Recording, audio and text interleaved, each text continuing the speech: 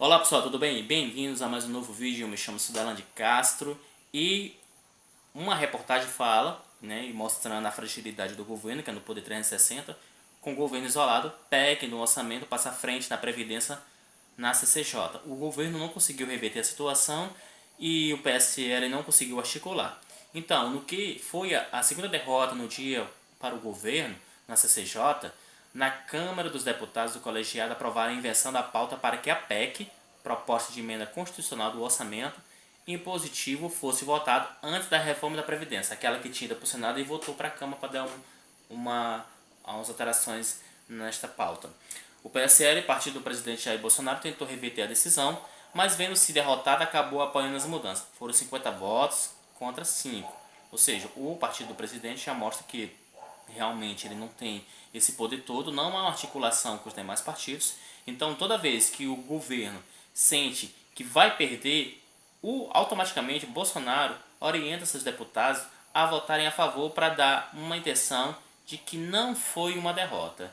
E a Comissão de Constituição e Justiça e Cidadania, no plenário 1, mostrou isso, que o poder do PSL, mesmo com aquela quantidade de deputados, não é algo que possa realmente convencer demais colegas, deputados, e isso dá um reflexo que a reforma da Previdência não será aprovada como Bolsonaro pretende. Os partidos de oposição impuseram uma derrota ao governo na Comissão de Constituição e Justiça e com a ajuda de deputados da base governista. O resultado disso foi o adiamento da votação necessária para o avanço da reforma da Previdência. Na votação, outros partidos também defenderam a inversão, incluindo até o PSL, partido do presidente Jair Bolsonaro. Somente PSDB, Patriota, Novo e uma deputada do PSL, Bia Kicis, votaram contra. Resultado, por 50 votos a 5, a discussão da Previdência ficou para depois da proposta que aumenta os gastos obrigatórios do governo. Coube a um deputado tucano e não ao governo defender a necessidade da reforma. Nós não queremos ser mais realistas do que o governo. Você tem continuidade, presidente. Agora, veja, eu acho que as duas matérias são importantes, mas existem prioridades. E, para nós, a pauta da reforma da Previdência, em que pese a discussão de ser mais ou menos importante que o orçamento impositivo, para nós a prioridade é a Previdência. Agora, eu não estou entendendo, o próprio governo parece que não quer debater.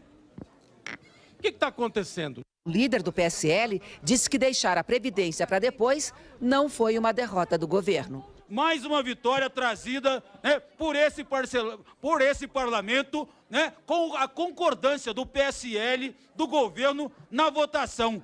Então, espetacular, até o nosso presidente, na época, votou favorável. Mais uma vez, um exemplo que o governo Bolsonaro dá a esse país, e dá o exemplo à oposição.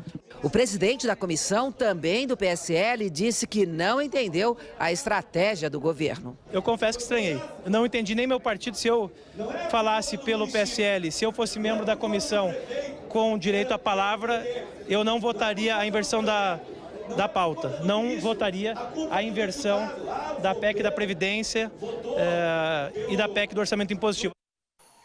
A primeira derrota do governo no dia foi a derrubada de um requerimento que pretendia acelerar os trabalhos na comissão. Então ela não foi aceita e o objetivo dos deputados da base de apoio do governo no Congresso era votar a reforma da Previdência na CCJ nesta semana, mas os atrasos comprometem a possibilidade. O feriado da Páscoa é um desses que provavelmente ia implicar na questão da aprovação da reforma, Então eles invertem a pauta e aí acaba votando o PSL em peso para poder justificar que não foi uma derrota do governo.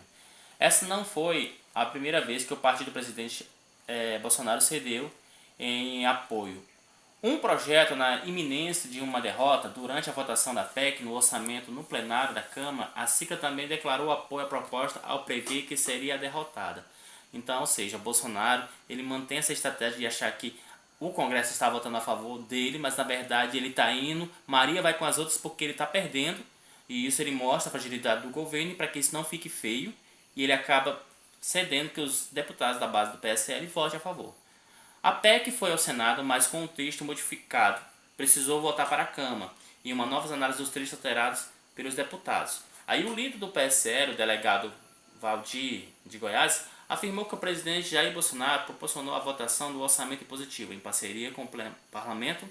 Os parlamentares brasileiros deixam de ser escravos e deixam de ir com pires na mão e se torna independente disso. Mentira!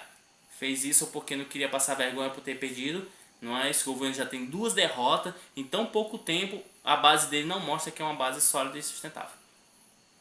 A oposição criticou a tentativa do PSL a apoiar a pauta. Eu não entendo o PSL querer capitalizar algo que foram contra, disse o deputado Paulo Teixeira do PT lá de São Paulo. O partido cada vez mais perdido, igual cego em tiroteio.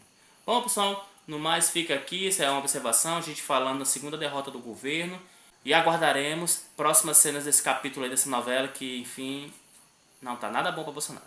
Valeu.